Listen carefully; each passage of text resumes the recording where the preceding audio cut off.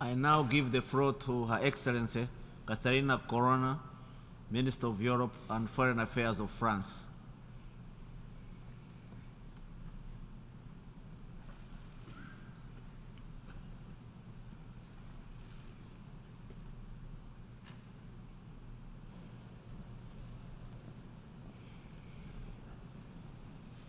Monsieur le Président de l'Assemblée générale, Distinguished President of the General Assembly, distinguished heads of state and government, distinguished ministers, distinguished ambassadors, ladies and gentlemen.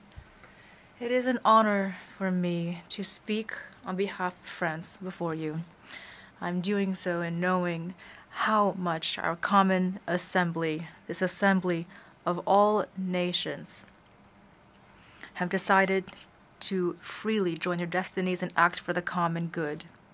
I speak before you in this spirit, in the spirit of those who almost 80 years ago sought to build on the ashes of the previous world to bring interstate relations into a new era, an era in which all of us understand that while defending our own interests, we must abide by common principles, an era in which we all understand that those who are mighty today may be weak tomorrow, where the enemies of yesterday could be the friends of today. That is the path that France and Germany took, an era when power is governed by law, when the common challenges of humanity are at last taken on collectively instead of along the lines of every man for himself. It's what we learned to do in Europe when we overcame centuries of conflict through cooperation and trust.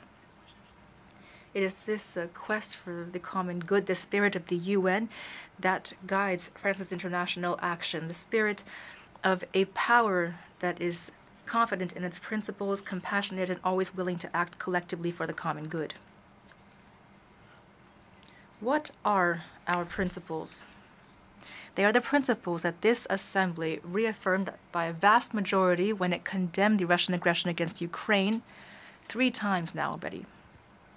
Nothing can morally or legally ever justify the invasion of a neighboring state, to attempt to annex territory through underhanded maneuvers and martyrize the population.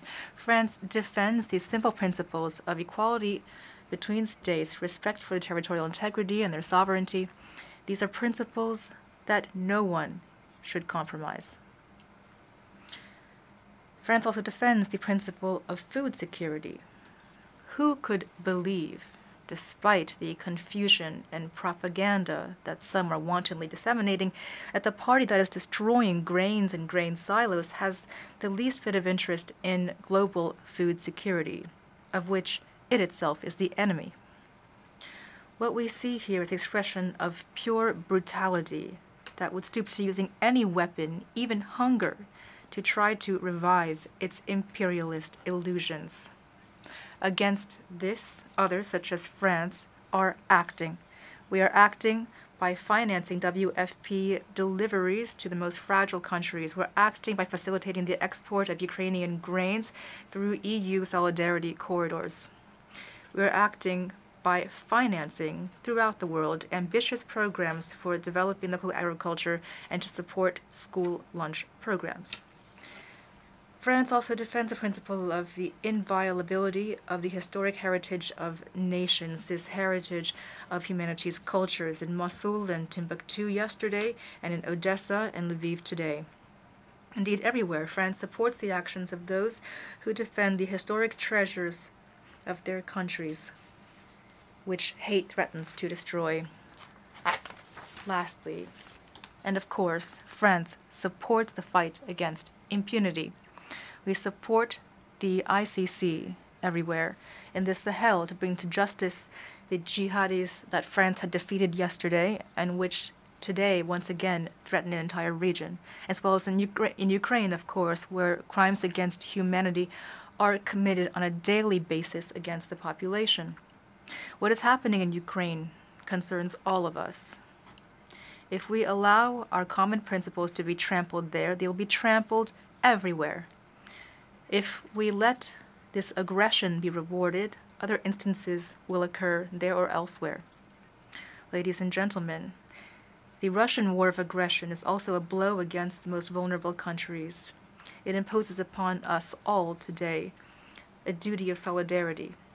Last year, France became the fourth largest donor, joining three friendly powers, the US, Japan, and Germany. This is the result of patient investment, which I am proud to present to you.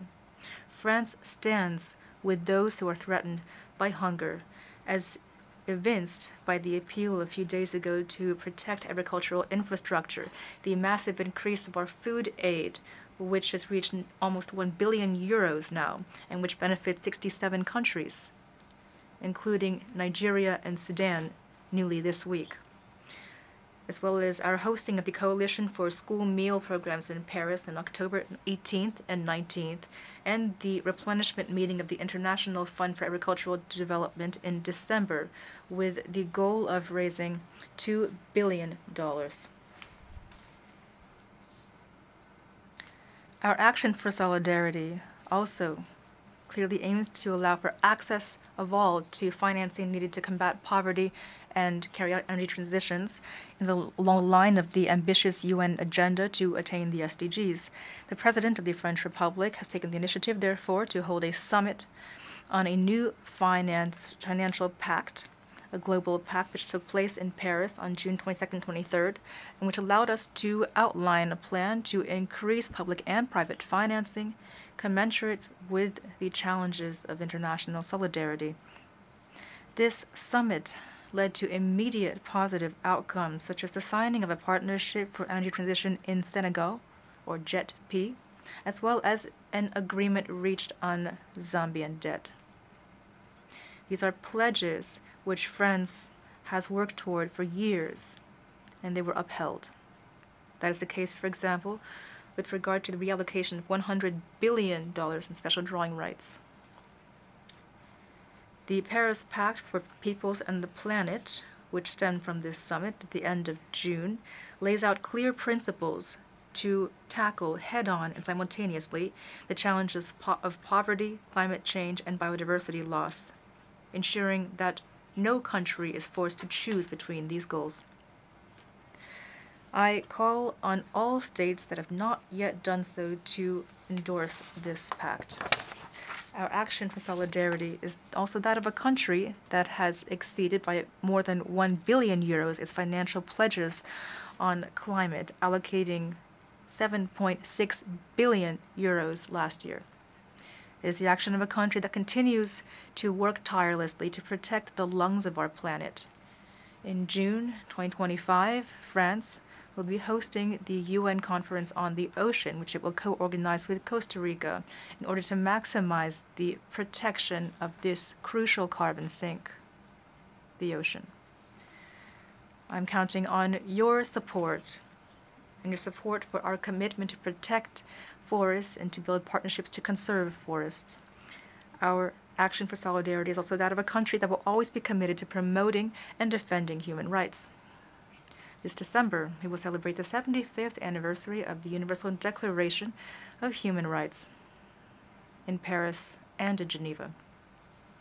This will be a moment to pay tribute to all those who are fighting to defend rights and freedoms, to protect human dignity, rights to which all of us aspire throughout the world. I'm thinking as well of the rights of women, especially in Afghanistan, where women are repressed because of their gender by a Taliban regime that sadly has placed a policy of segregation and violence against women at the heart of its political identity. Our solidarity also goes out to all those who risk their lives for others. For example, the Blue Helmets and the 116 humanitarian workers who have been killed, those who were injured and abducted last year. We must better protect them, and France stands entirely by their side, as said this week, together with our humanitarian partners. Based on these principles, France will always be willing to engage in collective action for the common good.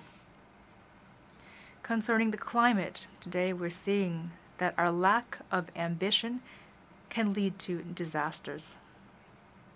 Storms, fires, floods have all marked this year throughout the world that have killed tens of thousands. The latest IPCC report and the stock taking implemented before the COP28 ought to alarm us. We cannot turn away from this. We must, on the contrary, act rapidly and collectively to address these common challenges which spare no nation. It is urgent, but it is possible.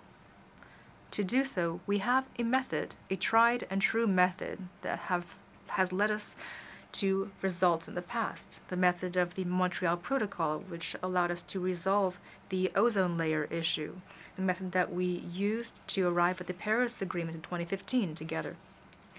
It is the method that ought to ensure that the BBNJ Treaty can enter into effect as soon as possible to protect marine areas, as well as to attain the ambitious goals of the Kunming-Montreal Agreement on Biodiversity. And we hope there will be a legally binding agreement adopted to eliminate plastic pollution. This method is the only one that allows us to go beyond awareness and to act with resolve, commitment, and responsibility. It is called multilateralism. In light of climate destruction, the devastation of our natural habitat, the depletion of our biodiversity, you can count on France to take initiatives. The multilateral method is also the method that will allow us to resolve proliferating international crises. In Nagorno-Karabakh, the international community ought to ensure that a population that has suffered 9 months of a merciless blockade, which has seen a campaign of bombing and destruction, can at last see its rights and security guaranteed. Orders imposed upon a besieged civilian population cannot be a solution, and the threats against Armenia itself and the encroachment on its territory already documented must end. In Africa, we believe in African solutions to African problems, and we support African regional organizations whenever they ask for our support.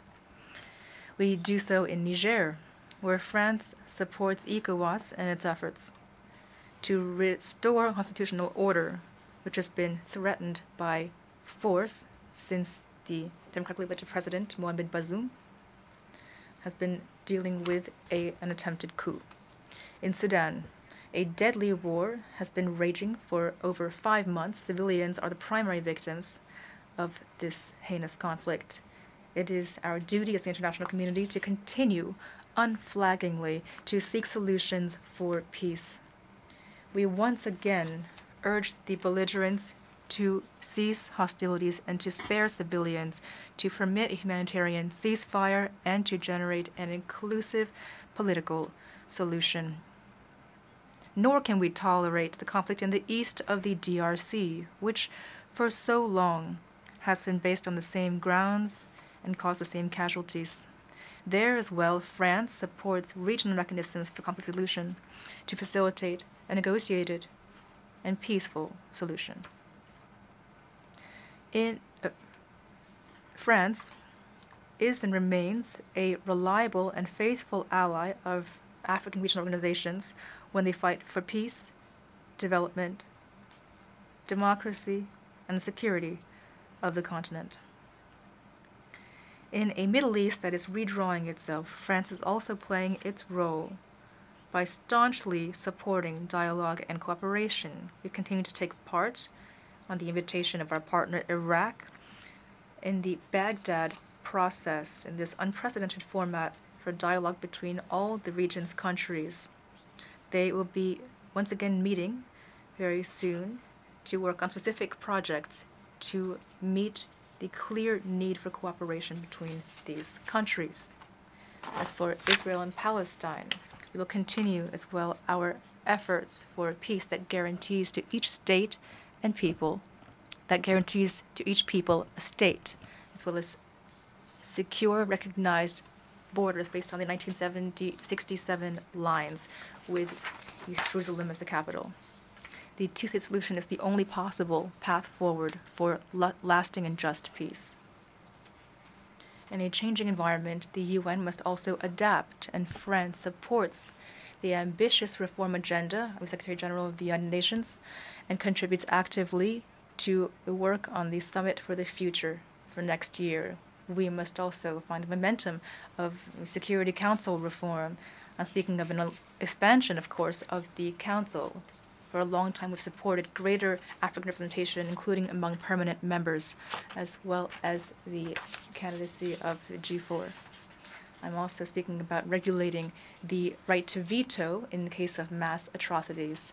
This would allow it to regain effectiveness within the Security Council. President, ladies and gentlemen, France, in line with its traditions, will be present so that we can come together, the United Nations, to address global challenges and threats to international peace and security, as well as attacks on our common principles. To this end, SG Guterres can count on the unwavering support of France. We must act now together for the salvation of us all. Thank you.